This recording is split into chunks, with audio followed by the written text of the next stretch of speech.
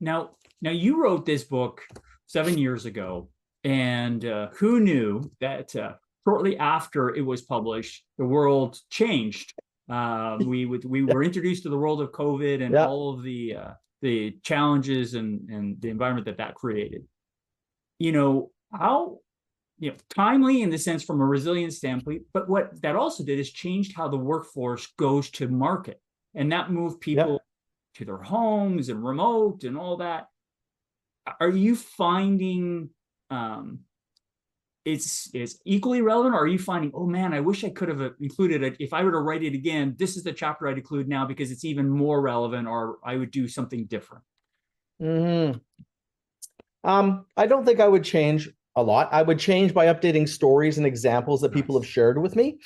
The one though that did kind of get tested for me was the chapter about resilience. I didn't realize that air travel was one of my resilience rituals. Okay. Because time in airports and time on airplanes is magic for me. Yes. Magic. Now, it's tiring when you're traveling around the world and jet lag, all that. But what I found I missed during COVID was that the time that I did thinking and my creative processes I did in airports and airplanes like I can do nowhere else.